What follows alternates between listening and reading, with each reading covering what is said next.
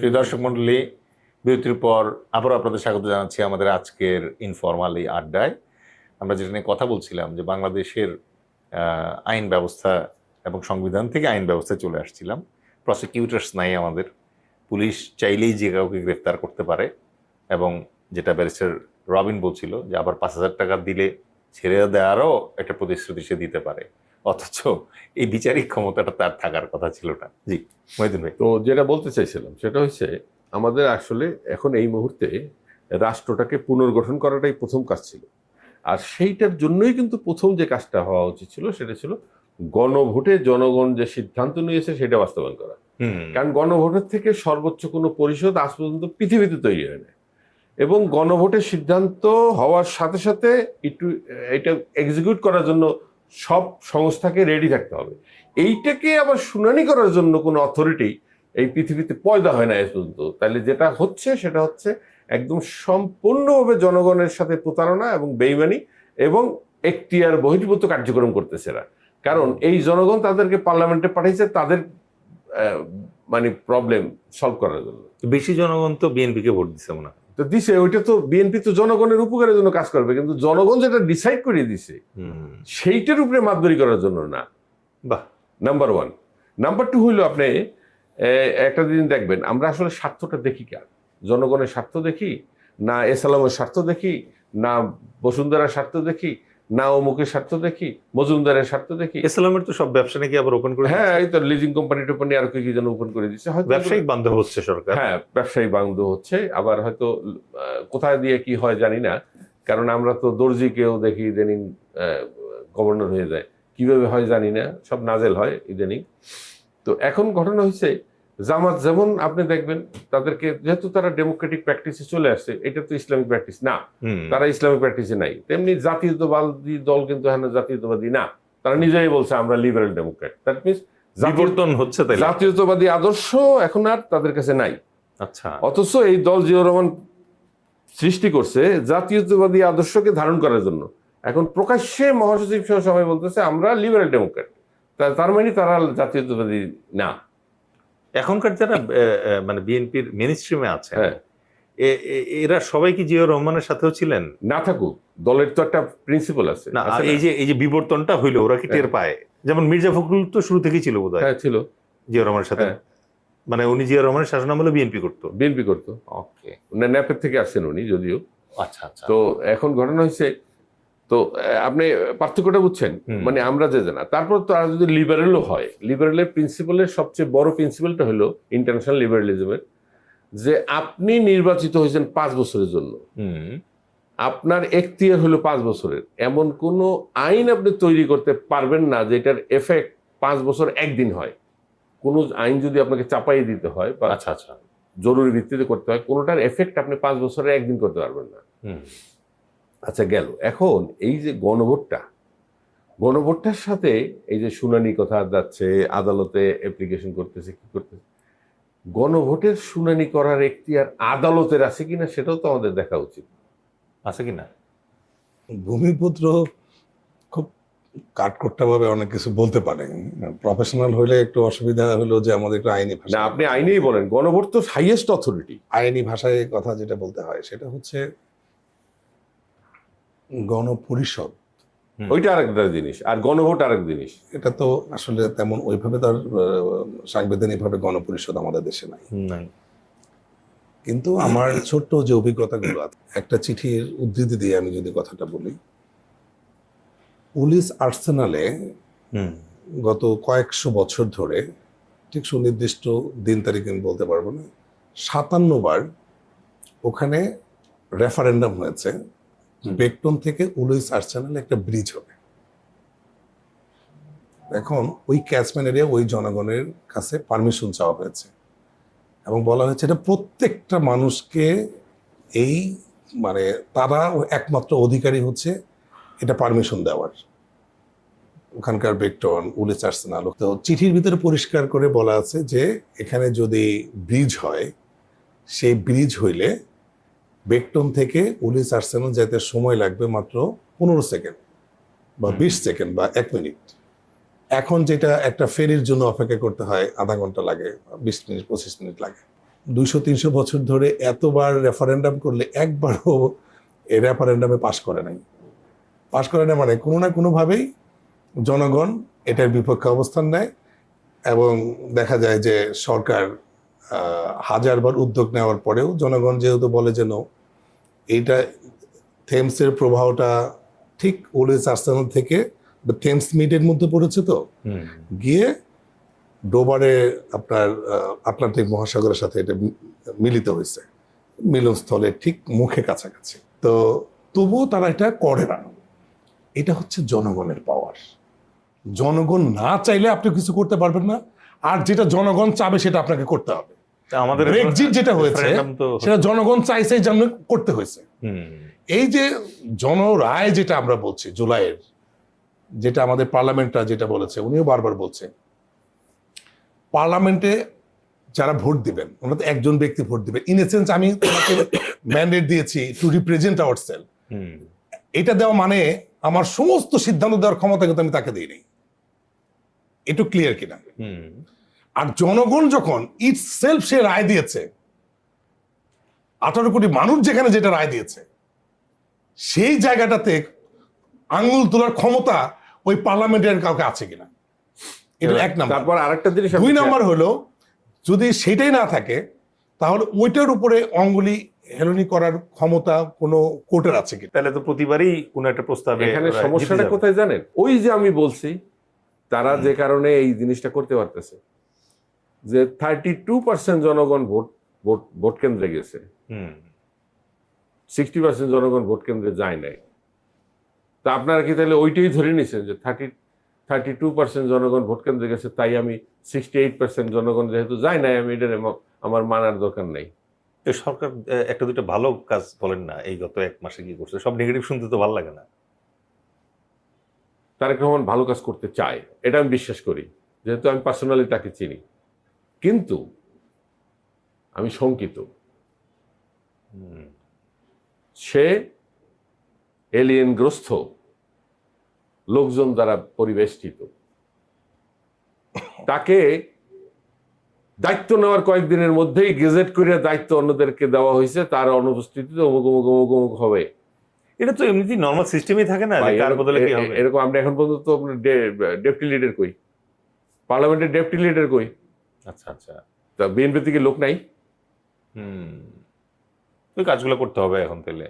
তারপর প্রশ্ন তো নানাবিধভাবে আছে, আরো তো অনেক প্রশ্ন আছে। না, যে বললো যে পাচার করা টাকা সব ফেরত নিয়ে আসবে, কে নিয়ে আসবে?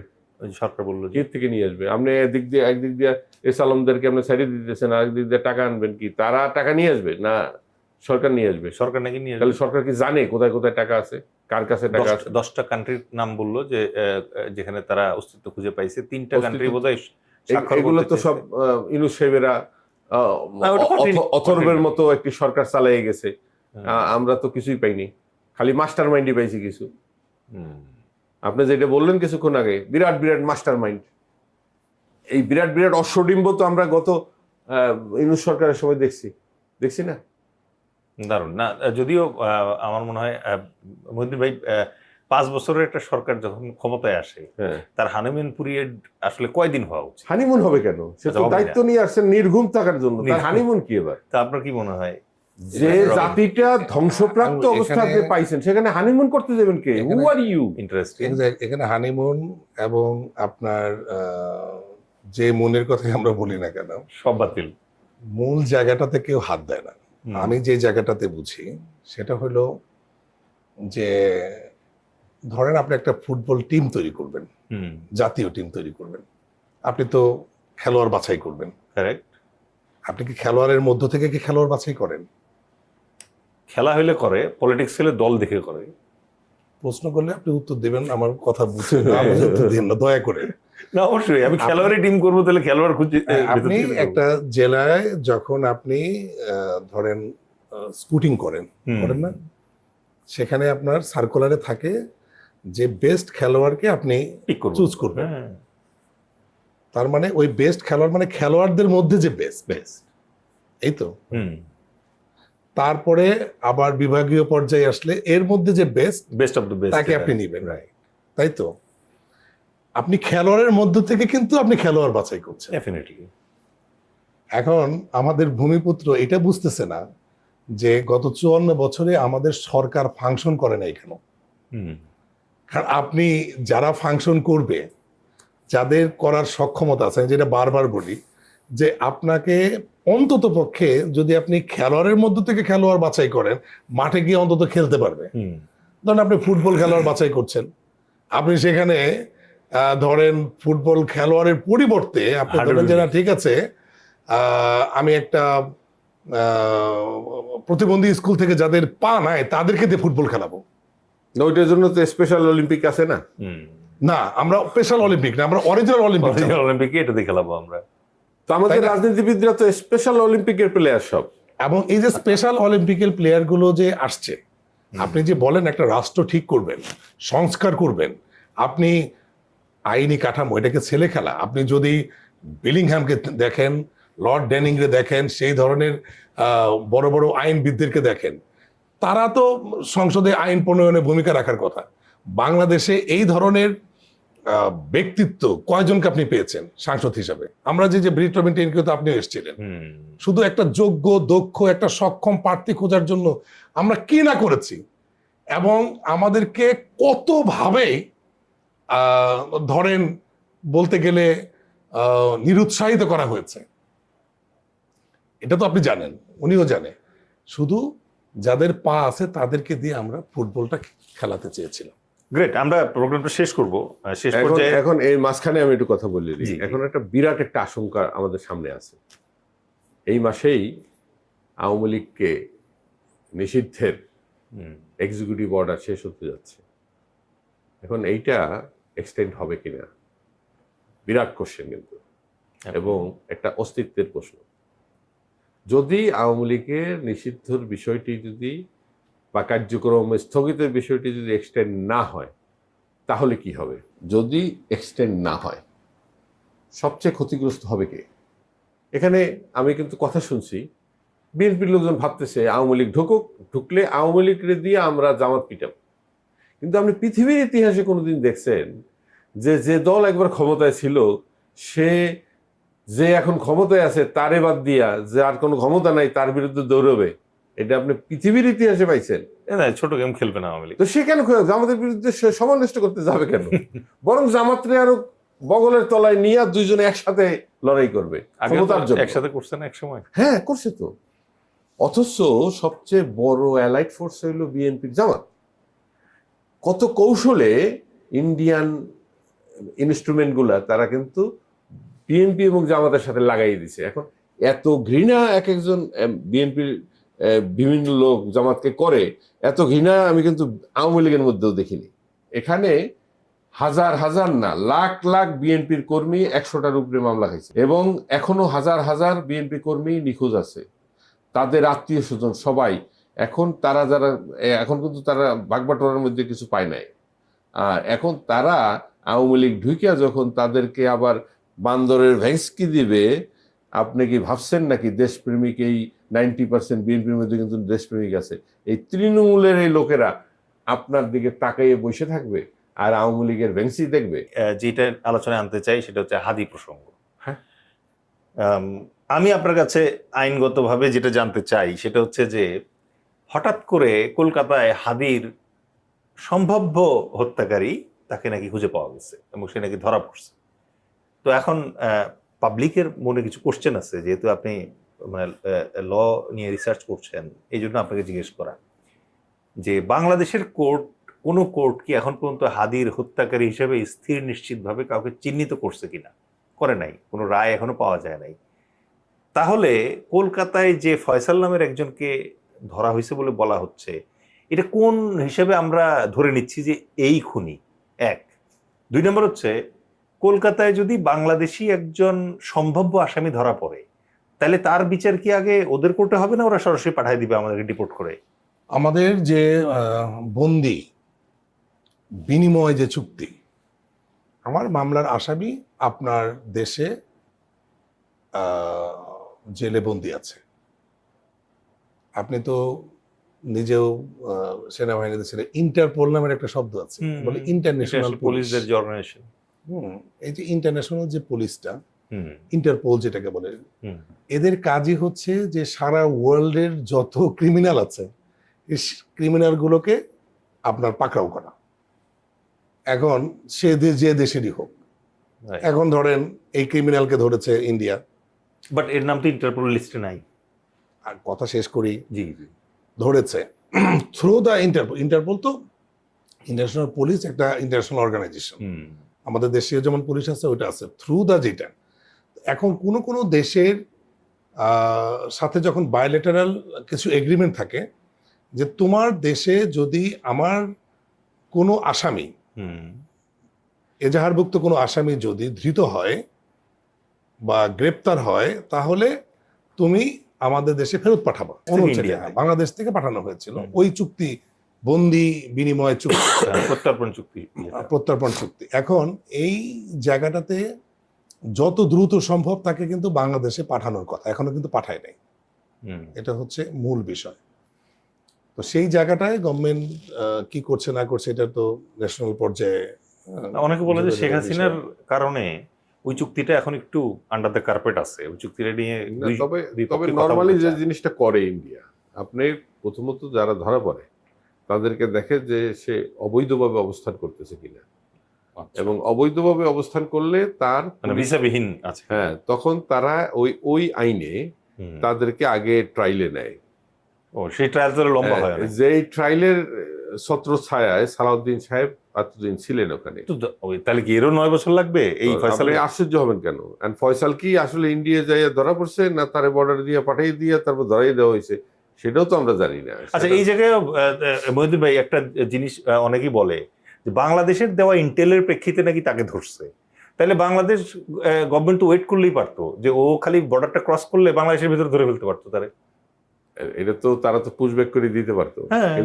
কিন্তু যদি এখান থেকেই পুশব্যাক করে ওখানে দেওয়া হয়, তাহলে তো আরো ধরো আচ্ছা, যে এদের এগুলো তো আটকে আসলে রাখো। বিতর্কের আমাদের ছোটখাটো বিষয়গুলো নিয়ে, কারণ না ছোটখাটো না, না, সে মানে বাংলাদেশে রাষ্ট্রের- গ্রেপ্তার ছিল, এরকম কথা আছে। মেইন জায়গায় যে সংস্কারগুলো করা দরকার, হুম আমরা কিন্তু ওই জায়গাটায় কেউ হাত দিচ্ছি না। এই যে নতুন যে পার্লামেন্ট আসছে, দেখেন আপনার মানে বৈশ্বিক যে টালমাটাল অবস্থা, হুম এই জায়গাটায় যে ধরনের কঠিন কঠিন সিদ্ধান্ত নেওয়া দরকার ছিল, একটা হচ্ছে জ্বালানি নিয়ে বিশাল একটা সংকট, সেখানে দেখবেন যে এখনো কুইক কোনো ডিসিশন নেয় নাই। পৃথিবীর কোন দেশে আপনি আমাকে বলেন তো আছে যে সরকার নিজে একাই, একমাত্র সরকার ও নিজেই একাই তেল নিয়ে আসে, ও তেল বেচে, তেলের দাম নির্ধারণ করে, এবং সমস্ত কিছু একটা প্রতিষ্ঠানই করে সরকার। এবং আপনি জানেন কিনা গত 1.5-2 বছরে কত লক্ষ কোটি টাকার ক্ষতি হয়েছে, কতগুলো প্রতিষ্ঠান বন্ধ থেকেছে, কত মানুষ বেকার হয়েছে, এইগুলো কিন্তু সামনে রিসার্চে আসে না। না রবিন ভাই, এটার পাশাপাশি আমাদের কিন্তু ওইটাও মাথায় রাখতে হবে যে কালকে বোধহয় দেখলাম যে বিদেশি একটা পত্রিকায় আসছে, যেটা বিজনেস স্ট্যান্ডার্ড আবার শেয়ার করছে, যে পৃথিবীতে সবার আগে জ্বালানি শেষ হয়ে যাবে বাংলাদেশের। আবার ওই একই নিউজের নিচে আমি দেখলাম যে জ্বালানি মন্ত্রী টুকু সাহেবের একটা বক্তব্য যে অফুরন্ত জ্বালানি আছে। আসলে তাহলে এখন জনগণ কি প্যানিক হবে, প্যানিক বাইং এ যাবে, নাকি সে রিল্যাক্স থাকবে? এটাও তো একটা না, না, আমি এখানে মূল বিষয়টা হলো যে সরকার আমি যেখানে- যেভাবে ম্যানিপুলেট করে আসছে, হুম, হ্যাঁ, আপনি জ্বালানি খাতটা খুবই সেন্সিটিভ একটা খাত। বিদ্যুৎ জ্বালানি এবং খনিজ সম্পদ মন্ত্রণালয় এটাই খুবই সেন্সিটিভ, এবং পৃথিবীর মধ্যে সবচেয়ে অথর্ব মন্ত্রণালয়ের মধ্যে একটা মন্ত্রণালয় হচ্ছে বিদ্যুৎ জ্বালানি এবং খনিজ সম্পদ মন্ত্রণালয়। এরকম একটা অকার্যকর মন্ত্রণালয় আপনি গোটা দুনিয়াতে আর পাবেন না। যে গোটা দুনিয়া যদি খুঁজেন যে এত সেন্সিটিভ একটা মন্ত্রণালয়। না আমরা আজকে আমরা আলোচনা চাই না। দীর্ঘায়িত হয়ে যাচ্ছে, আমরা অনুষ্ঠান শেষ করব। ধন্যবাদ ব্যারিস্টার রবিন, আপনি শুধু কনক্লুডিং রিমার্কটা দিবেন, কারণ হ্যাঁ, হাদির আলোচনাটা নিয়ে আপনি শেষ বলতে চেয়েছিলেন। বিচারটা তো হওয়া দরকার নাকি? বিচারটা হওয়া দরকার, কিন্তু বিচার এই হত্যার সাথে নাকি আবার সাগরুনির মতো ওটা এক্সফাইলস হয়ে যাবে? সম্ভাবনা প্রচুর। কারণ হাতিকে হত্যা করা হয়েছে কেন, এই জায়গাটায় আমাদের প্রথম আসতে হবে। হাদি কি পলিটিক্স করতো? হাদি যেটা করতো সেটা হচ্ছে অ্যাক্টিভিজম। সে মানুষকে জাগাইতে চাইছে, তোমরা জাগো, তোমরা বোঝো তুমি কে। তাহলে এরকম হাদি কি আর আসবে? তাইলে যদি এই হাদির বিচার না হয়, সে তো তার নিজের মৃত্যুর বিচার চাই গেছে। হ্যাঁ, সে নিজেই চাই গেছে, কারণ সে জানে। তবে আমি আশাবাদী, আমাদের এই সমাজে আমাদের সন্তানদের মধ্যে লাখো হাদি আছে সময়ের কালে, কারণ 5ই আগস্ট কিন্তু অসমাপ্ত। আমি বারবার বলছি, আমি 24শে অক্টোবরে এখানে এসেও বলছি বিভিন্ন জনসভায়, তারপর টিভিতে, যে 5ই আগস্টটা অসমাপ্ত। এর পরবর্তী ধাপ যদি তোমরা চালু না করো, এটা চলে যাবে মাফিয়াদের হাতে, চলে গেছে, এবং আলটিমেটলি কিন্তু এটা মাফিয়াদের হাতে চলে গেছে। আপনি যা দেখেন, আমি শঙ্কিত যে তারেক রহমানের জীবন নিয়ে, জিয়াউর রহমান যে ভুলটা করেছিলেন, হাসিনাকে এনে আওয়ামী লীগকে খুলে দিয়ে তাকে জীবন দিয়ে দিতে হয়েছে, আজকে একই ইতিহাসের পুনরাবৃত্তি হতে যাচ্ছে। আই ডোন্ট বিলিভ, যারা এই জিনিসটার পিছনে আছে তাদেরকে আমি বিশ্বাস করি না। এইটার তাদের টার্গেট হবে কিন্তু তারেক রহমান। তাই দেশপ্রেমিকদের উচিত তারেক রহমানকে সেভ করা, আর এই যে ধ্বংসাত্মক মাফিয়া গোষ্ঠী, এদেরকে এখনই মাটি চাপা দেওয়া। অসংখ্য ধন্যবাদ ভূমিপুত্র শেখ মহিউদ্দিন। শ্রী দর্শক মণ্ডলী, আলোচনা আরও অনেক দীর্ঘায়িত করা যেত। শ্রী দর্শক মণ্ডলী, আপনিও আমাদের ব্রিট রবিন এক্সপ্লেইনের সাথে সংযুক্ত হতে পারেন। স্ক্রিনে দেয়া যে হোয়াটসঅ্যাপ নাম্বারটি আছে, অথবা ওখানে দেয়া যে ইমেল অ্যাড্রেসটি আছে, এর মাধ্যমে আপনিও জানাতে পারেন আপনার কষ্টের কথা, আপনার দুর্ভোগের কথা, আপনার সমাধানের কথা। সাথেই থাকুন, স্টে টিউন।